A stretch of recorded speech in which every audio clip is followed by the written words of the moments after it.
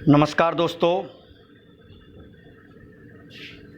लक्ष्य education hub के YouTube channel में आप सभी दोस्तों का हार्दिक स्वागत है। दोस्तों, हिंदी साहित्य का इतिहास चल रहा था हमारा।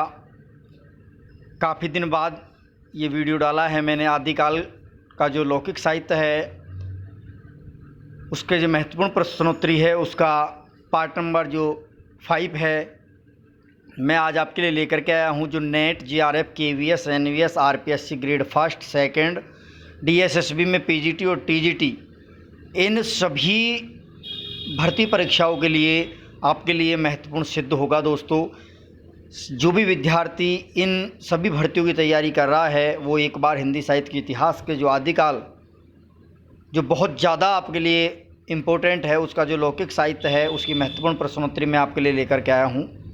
तो दोस्तों, इस वीडियो को शुरू से और अंत तक देखें और देखने के बाद मेरे चैनल को सब्सक्राइब करें और बेल आइकन को प्रेस करना ना भूलें, जिससे आपको प्रत्येक वीडियो का नोटिफिकेशन जल्द से जल्द प्राप्त हो और आप उसका लाभ ले सकते हैं। तो दोस्तों, देखते हैं आज का पहला क्वेश्चन।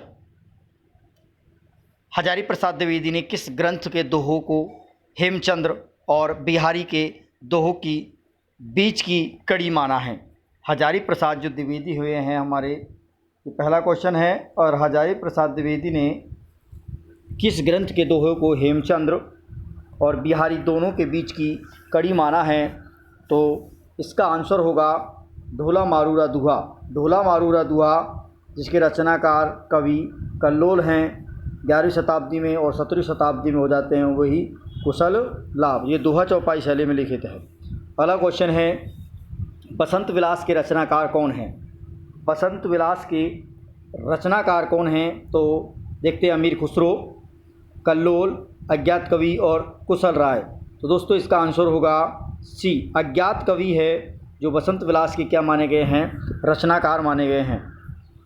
अगला क्वेश्चन दोस्तों, असत्य को छांटना है। क्या करना है? असत्य को छांटना है। तो देखते हैं, ढोला मारूरा दुहा ग्रंथ में कछवा राजा नल के पुत्र साले कुमार का वर्णन है। इस ग्रंथ की रचना 11वीं शताब्दी में कवि कल्लोल ने दोहा छंद में की है। इस ग्रंथ का प्रकाशन 1934 में नागरिक प्रचारणी सभा से किया गया है। इसका संपादन केशवलाल हर्षराय ध्रुव ने किया है। तो दोस्तों, इसका ये भी सही है, ये भी सही है, ये भी सही है, लेकिन दोस्तों ये गलत है। तो असत्य कौन सा हो गया अपना? 4 नंबर का क्या हो जाएगा? असत्य हो जाएगा। क्या हो जाएगा? 4 नंबर का असत्य हो जाएगा। अगला क्वेश्चन दोस्तों, अमीर खुसरो के गुरु कौन थे? अमीर खुसरो के गुरु कौन थे? तो दोस्तों, देखते हैं, निजामुद्दीन चिश्ती, निजामुद्दीन औलिया, ख्वाजामुद्दीन चिश्ती, फखरुद्दीन चिश्ती। तो दोस्तों, इसका आंसर होगा निजामुद्दीन औलिया क्या थे? अमीर खुसरो के गुरु थे निजामुद्दीन औलिया। अगला क्वेश्चन, जयचंद्र प्रकाश व जय मयंक जसचंद्रिका किस ग्रंथ के नोटिस रूप में प्राप्त हुए हैं? तो ऑप्शन है नैणसी ख्यात, राठौड़ा ख्यात, दयाल दास ख्यात या इनमें से कोई नहीं। तो दोस्तों, इसका आंसर होगा राठौड़ा ख्यात। ये दयाल दास द्वारा रचित है। ध्यान रखना दोस्तों, दयाल दास द्वारा रचित ग्रंथ है राठौड़ारी ख्यात, जिसमें इन दोनों ग्रंथों को नोटिस रूप में प्राप्त किया गया है। अगला क्वेश्चन, बसंत विलास ग्रंथ में आदिकाल के जनजीवन का वह सरस पक्ष उभरता है जिसे आचार्य रामचंद्र शुक्ल शायद तलवारों की झंझनाहट के कारण सुन नहीं पाए हैं। यह कथन किसने कहा है? तो देखते हैं दोस्तों, नगेंद्र ने, हजारी प्रसाद द्विवेदी ने, शुक्ल ने, राम कुमार वर्मा ने। तो दोस्तों, ये कथन किसने कहा है? तो ये कथन कहा है दोस्तों, डॉक्टर नगेंद्र ने कहा है कि बसंत विलास ग्रंथ में आदिकाल के जनजीवन का वह सरस पक्ष उभरता है जिसे आचार्य रामचंद्र शुक्ल तलवारों की झंझनाहट के कारण सुन नहीं पाए हैं। तो ये नगेंद्र ने कहा है ये सब कथन। अगला क्वेश्चन है दोस्तों, मिलान कीजिए। जयचंद्र प्रकाश भट्ट केदार की सही है, जयमयंक मधुकर कवि की एक खलिक बारी, बसंत विलास गोरक्ष विजय पदा विद्यापति की। तो दोस्तों, ये सभी सही है, इसका ये गलत होगा। तो इसका आंसर हो जाता है खलिक बारी, क्योंकि ये किसकी है? अमीर खुसरो, अमीर खुसरो की है। अगला क्वेश्चन दोस्तों, खड़ी बोली हिंदी के प्रथम कवि कौन माने जाते हैं? तो दोस्तों इसका आंसर होगा अमीर खुसरो। ये सभी जानते हो आप सभी, खड़ी बोली हिंदी के प्रथम कवि माने जाते हैं, प्रथम प्रयोक्ता माने जाते हैं अमीर खुसरो को। अमीर खुसरो की कौन सी रचना उर्दू फारसी का शब्दकोश कहलाती है? तो ध्यान रखना दोस्तों, उर्दू फारसी का जो शब्दकोश है वो कहलाती है खलिक बारी, नूह सिपर, खजान फतूवर रत्नाकर। तो दोस्तों इसमें खलिक जो बारी है, ये खलिक बारी को कहा जाता है, क्या कहा जाता है? उर्दू फारसी का शब्दकोश। अगला क्वेश्चन दोस्तों, असत्य कथन को छांटिए। नूह सिपर में भारतीय भाषाओं का वर्णन है। दोस्तों सत्य है। अमीर खुसरो को हिंद का तोता कहा जाता है, ये भी सत्य है। अमीर खुसरो ने मनोरंजन के लिए पहेलियाँ, मुकरे, गज़ल आदि का विकास किया, ये भी सही है। खजाइन उल फतू में अकबर की विजयों का वर्णन है। दोस्तों ये गलत होगा, क्योंकि यहाँ ये आंसर सही है इसका। दोस्तों इसमें खजाइन उल फतू में अकबर की नहीं, इसमें अलाउद्दीन खिलजी की होगी। किसकी होगी दोस्तों? अलाउद्दीन खिलजी की विजयों का वर्णन है। अगला क्वेश्चन, सखी पिया को जो मैं न देखूं तो कैसे काटूं अंधेरी रतिया। ये बहुत ज़्यादा इम्पोर्टेंट पंक्ति है दोस्तों। जो भी विद्यार्थी NET, JRF, grade first, second, KVS, NVS, DSSB, PGT, TGT की तैयारी कर रहा है, वो मेरे इस वीडियो को शुरू से अंत तक देखे, क्योंकि इसमें आदिकालीन जो लौकिक साहित्य है उसके मैंने बहुत ज़्यादा सटीक और महत्वपूर्ण क्वेश्चन की सीरीज आपके लिए लेकर के आया हूँ।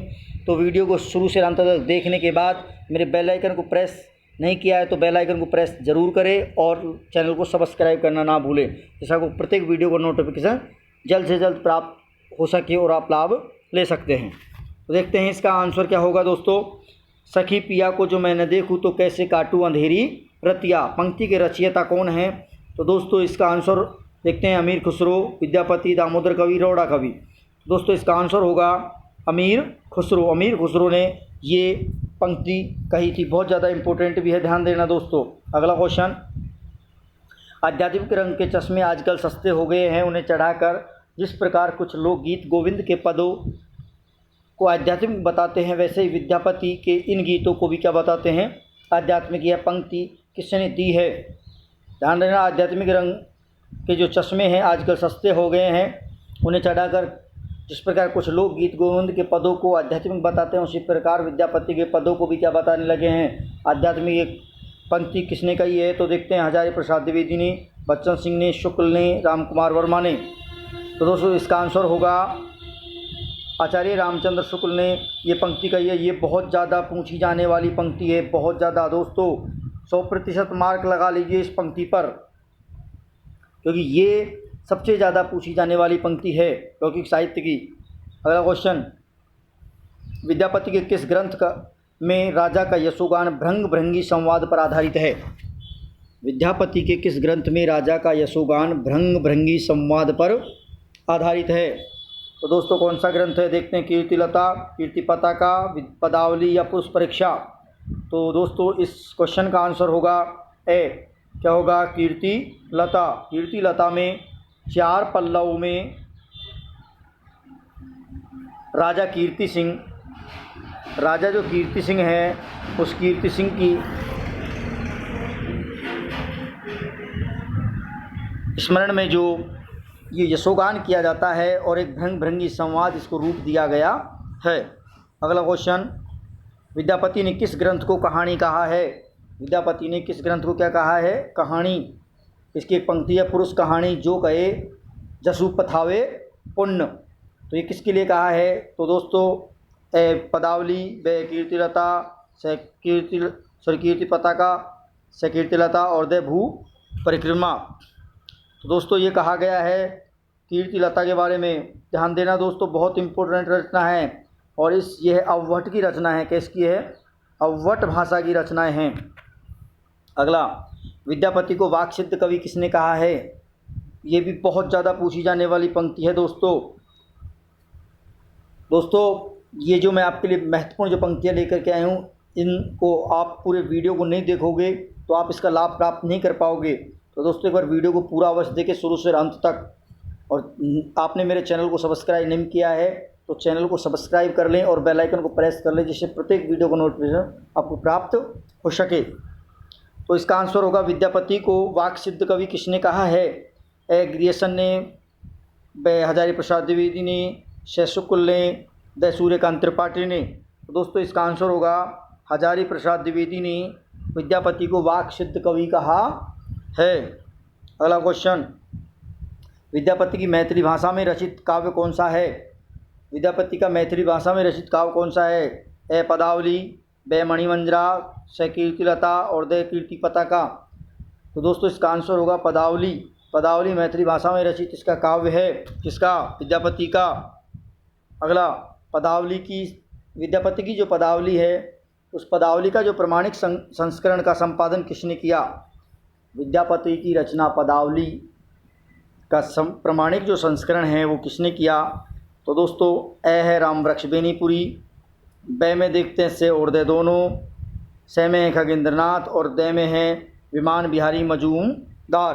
तो दोस्तों इसमें आंसर होगा से वे दे, खगेंद्रनाथ ठाकुर और विमान बिहारी मजूमदार, इन दोनों ने मिलकर के ये पदावली का प्रमाणिक संस्करण किया था। तो इसका आंसर हो जाएगा बे, इसमें ये दे आएगा और ये से आएगा।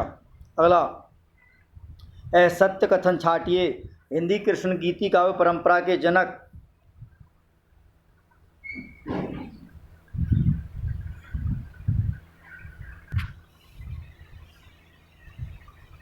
विद्यापति को हिंदी कृष्ण गीति काव्य परंपरा का जनक माना जाता है, ये भी सही है। दूसरा, विद्यापति को मैथिल कोकिल या कवि शेखर आदि नामों से संबोधित किया, ये भी सही है। पदावली की रचना जयदेव के गीत गोविंद के अनुकरण पर की गई है, ये भी सही है। चौथा है, राजा कीर्ति सिंह ने विद्यापति को अभिनव जयदेव की उपाधि दी गई, बहुत ज़्यादा फेमस उपाधि है दोस्तों ये विद्यापति की अभिनव जयदेव की उपाधि। पूछा भी जाता है डायरेक्ट कि अभिनव जयदेव की उपाधि किसको दी गई है? वहाँ आपको विद्यापति भी होगा, जायसी भी होगा, वहाँ आपको ज्योतिश्वर ठाकुर भी होगा। तो यहाँ कुछ ऐसे नाम आते हैं और आप कंफ्यूज हो जाते हैं। और एक आता है केशवदास, तो विद्यापति को दी गई है अभिनव जयदेव की। और दोस्तों लेकिन ये क्या है, अपना ऑप्शन गलत होगा, क्योंकि ये कीर्ति सिंह ने नहीं दी थी, ये दी थी राजा शिव सिंह ने। किसने दी थी? राजा शिव सिंह ने। तो यहाँ आपको कीर्ति सिंह गलत होगा, शिव सिंह ने दी है। अगला, इनमें से व्याकरण ग्रंथ कौन सा है? तो व्याकरण ग्रंथ कौन सा है? वर्णरत्नाकर, राउलवेल, उक्ति व्यक्ति प्रकरण और पदावली। तो दोस्तों इसका आंसर होगा ए वर्णरत्नाकर, से उक्ति व्यक्ति प्रकरण है जो दामोदर कवि का है। किसका है दोस्तों? दामोदर कवि का है। दामोदर कवि ने उक्ति व्यक्ति प्रकरण एक व्याकरण ग्रंथ की रचना की थी। अगला क्वेश्चन, आदिकालीन गद्य साहित्य में कौन सी रचना शिलांकृत है? शिलांकृत का मतलब है जो पत्थर पर रचित है, पत्थर पर रचित, शिला पर रचित है एक पर। कौन सी है? ऑप्शन ए राउलवेल, ब उक्ति व्यक्ति प्रकरण, से वर्णरत्नाकर और द खलीक बारी। तो दोस्तों ये होगी रचना कौन सी? राउलवेल एक शिलांकृत है और चंपू रचना है। कैसी रचना है? चंपू रचना है, जिसमें गद्य और पद्य दोनों का मिश्रण है। मैथिली हिंदी में रचित शब्दकोश किस ग्रंथ को कहा जाता है? मैथिली हिंदी में रचित शब्दकोश किस ग्रंथ को कहा जाता है? तो ऑप्शन एक देखते हैं, वर्णरत्नाकर, ब उद्धव शतक, से पदावली और दे श्रावकचार। तो दोस्तों इसका आंसर होगा वर्णरत्नाकर। क्या होगा दोस्तों? वर्णरत्नाकर। इसके रचनाकार है ज्योतिश्वर ठाकुर। ज्योतिश्वर ठाकुर ने वर्णरत्नाकर की रचना की और इन्होंने मैथिली और हिंदी में एक रचित शब्दकोश ग्रंथ भी कहा है वर्णरत्नाकर को। तो दोस्तों ये थे आज के आदिकाल के जो लौकिक साहित्य से संबंधित जो महत्वपूर्ण प्रश्नोत्तरी का पार्ट नंबर 5। तो दोस्तों इस वीडियो को जो भी विद्यार्थी देखते हैं वो सभी एक बार इस वीडियो को शुरू से अंत तक देखें और देखने के बाद आप खुद इस बात को डिसाइड करें कि इसमें कितना अच्छा मैटर है या नहीं है। और आपको लगता है कि अच्छा है और तो आपने मेरे चैनल को अगर सब्सक्राइब नहीं किया है तो चैनल को सब्सक्राइब करें और बेल आइकन को प्रेस करें, जिससे आपको इस वीडियो का और आने वाली सभी वीडियो का लाभ मिल सके। तो दोस्तों, मैं पुनः आप सभी को एक बार धन्यवाद देता हूं और ये बताना चाह रहा हूं कि आगे हम इसके बाद आपके लिए भक्ति काल की महत्वपूर्ण प्रश्नोत्तरी शुरू करने जा रहे हैं। तो अगला जो फर्स्ट पार्ट हम आपके लिए कल लेकर के आएंगे। तो इसीलिए आप मेरे चैनल को सब्सक्राइब करें और बेल आइकन को प्रेस करें, जिससे आपको मेरे प्रत्येक वीडियो का नोटिफिकेशन जल्द से जल्द प्राप्त हो सके। धन्यवाद दोस्तों।